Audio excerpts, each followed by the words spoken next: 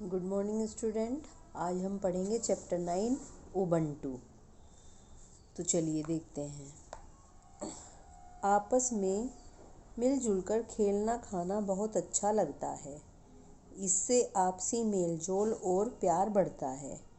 एकजुट होकर काम करने में आनंद भी आता है। ऐसा ही कुछ इस कहानी में बच्चों ने किया। तो बच्चों, इस कहानी में सारे बच्चे कैसे मिलजुल कर काम करते हैं और कैसे खेलते हैं, इस कहानी में आपको मिलेगा देखने के लिए। आदित्य प्रकाश जी कुछ दिन पहले ही गांव आए थे। हर रोज वो शाम को घर के सामने लगे गुलमोहर के पेड़ के नीचे बैठ जाते थे। आसपास के बच्चे वहाँ आकर खेलते थे।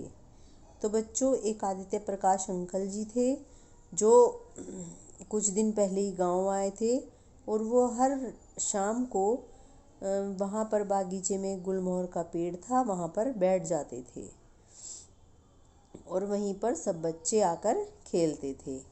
वे बच्चों से बात करते थे। पास में एक अमरूद का पेड़ था। जब कभी पका अमरूद किसी बच्चे को मिलता तो सब मिल बांट कर खा लेते। बच्चों का आपसी प्रेम देखकर उन्हें बहुत अच्छा लगा।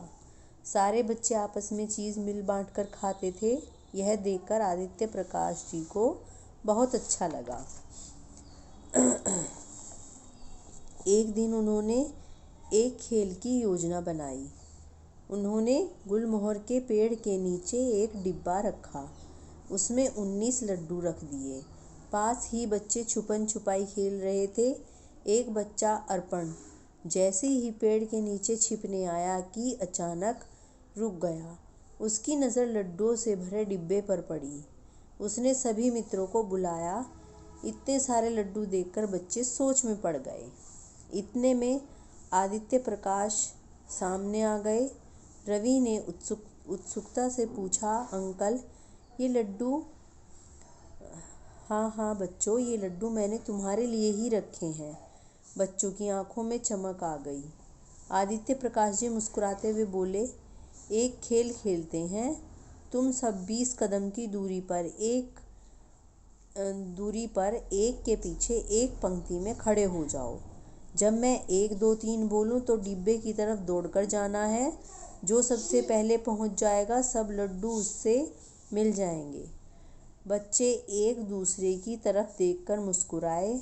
सब बच्चे एक लाइन में खड़े हो गए। आदित्य प्रकाश जी बोले, तैयार? 1 2 3। सब बच्चों ने एक दूसरे का हाथ पकड़ा और एक साथ गाते हुए गुलमोहर के पेड़ की ओर बढ़ने लगे। हम चलेंगे साथ साथ, थामे एक दूसरे का हाथ, बढ़ाएंगे हर कदम, हम चलेंगे संग संग। दूर बैठे आदित्य जी बड़े ध्यान से बच्चों को देख रहे थे। सोच रहे थे अब जरूर आपस में खींचातानी होगी और पहले पहुंचने की होड़ लगेगी। बच्चे कदम से कदम मिलाते हुए आगे बढ़ते गए। डिब्बे के पास पहुंचकर सब एक साथ रुक गए। बारी बारी सब ने एक एक लड्डू उठाया। अंत में डब्बे में एक लड्डू बच गया।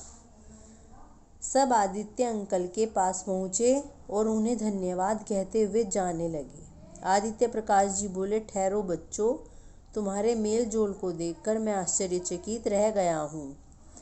सब एक साथ बोल, अपने साथियों को उदास करके हम कैसे खुश रह सकते हैं कि एक छोटा सा बच्चा जॉन आदित्य अंकल के पास जाकर भोलेपन से बोला, अंकल, मैं उबंटू हूँ क्योंकि हम सब हैं उबंटू।